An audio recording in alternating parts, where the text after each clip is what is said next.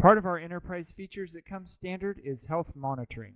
Now there's two ways to access health monitoring. The first is by system administration under your system tab, and you're going to click on health monitoring. Now you notice it's going to open up a new tab, and as it connects, what it's going to do is it's going to pull vital information from your servers. So we can see CPU, RAM, and hard drive space being utilized. As we go to the different servers, we can see how they're performing. So that's one way to get to your health monitoring.